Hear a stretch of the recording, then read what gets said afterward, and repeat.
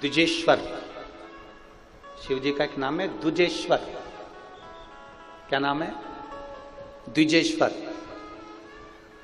फिर एक बार बोलिए वापस, द्विजेश्वर। शिव जी का एक नाम है द्विजेश्वर। शंकर ने एक अवतार लिया है, द्विजेश्वर अवतार। एक राजा हुए जिनका नाम था भद्रायु।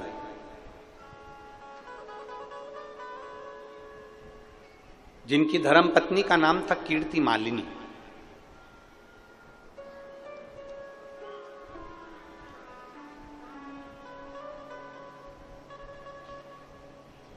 भद्रायु और कीर्ति मालिनी दोनों शादी के बाद भगवान शंकर की भक्ति में ऐसे, क्योंकि कीर्ति मालिनी भी बचपन से भगवान शंकर की आराधना करती थी, भद्रायु भी, राजा भद्रायु भी शंकर भगवान की आराधना करते थे।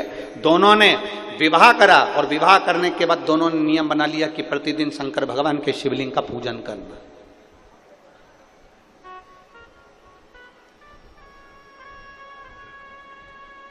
बहुत दूर नहीं,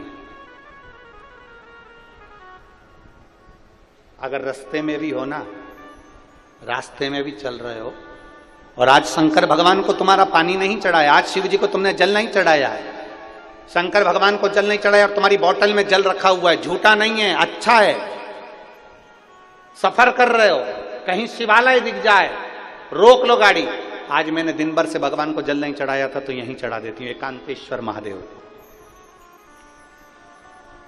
शिवालय भी ना मिले, शंकर का मंदिर भी ना मिले, भगवान शंकर का शिवलिंग भी ना मिले, तो 2 मिनट गाड़ी रोको, किसी पेड़ के नीचे थोड़ी सी मिट्टी को इकट्ठा करो, शंकर जी का स्मरण करो, भोले बाबा आइए, 12 ज्योतिर्लिंग के रूप में अपने बोतल में पानी है वही शंकर को समर्पित कर दो, शिव उसको स्वीकार कर लेता है।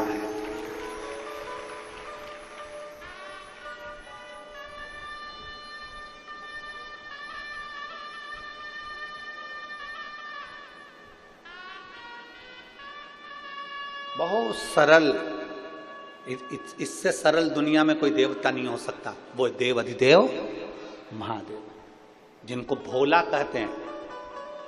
भोला, कीर्ति मालिनी और भद्रायु ने भगवान शिव की आराधना करना प्रारंभ करी, शिव की भक्ति करना प्रारंभ करी, इतनी भक्ति में डूब गए। और हम फिर कहेंगे शंकर भगवान थोड़ी परीक्षा ले सकता है, शिव जी थोड़ी परीक्षा ग्रहण कर सकता है, परीक्षा ले सकता है, पर इतना याद रखना परीक्षा वो लेता है ना तो बल भी वो देता है। कई माताएं कहती अब मैं तो बहुत दुखी हो गई, अब मेरी जिंदगी में अब तो इतना दुख दे दिया भगवान, अब सहन नहीं कर सकती। शिव महापुराण की कथा कहती है भगवान दुख भी उतना देता है जितना तुम सहन कर सकते हो, डॉक्टर इंजेक्शन उस तरह से देता है जितना धीरे धीरे तुम सहन कर सकते हो। अर्थात तुम्हारी जितनी कैपेसिटी है उतना ही दुख मिलेगा, तुम्हारी जितनी कैपेसिटी है उतना ही सुख मिलेगा। परमात्मा के दरवाजे पर भेदभाव नहीं है, मेरा भोलेनाथ जो भी दे रहा है उस श्रेष्ठता में देने का प्रयास करता है।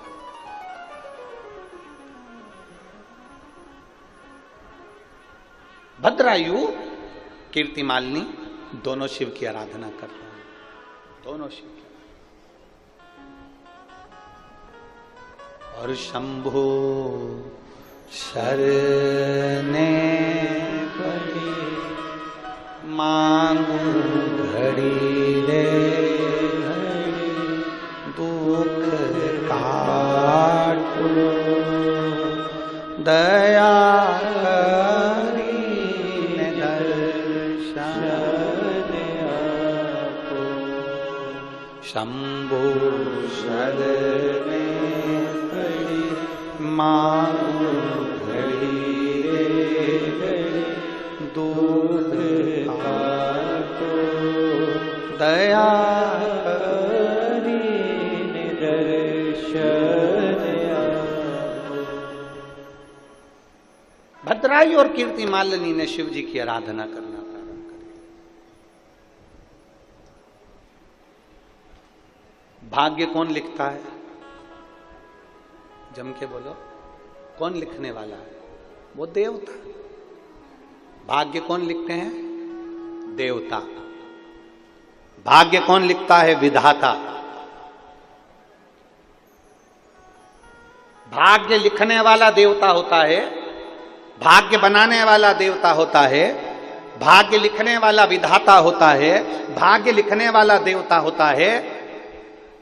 अब विधाता ने भाग्य लिखा, देवता ने भाग्य लिखा, देवता का भाग्य कौन लिखता है?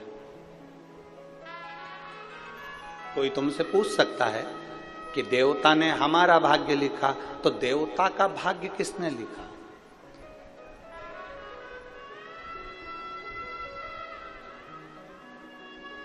देवता का भाग्य लिखने वाला कौन?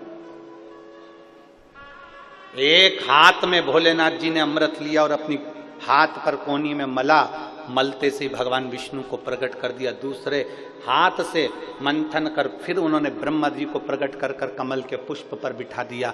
पूछा ब्रह्मा और विष्णु ने,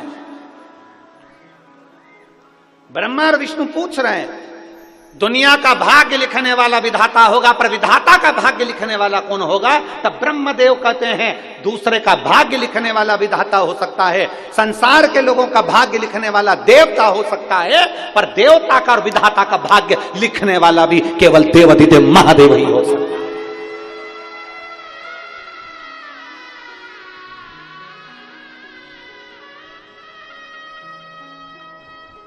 सारी दुनिया का भाग्य विधाता लिख सकते हैं, सारी दुनिया का भाग्य देवता लिख सकते हैं, पर देवता और विधाता का भाग्य भी महादेव लिखते हैं।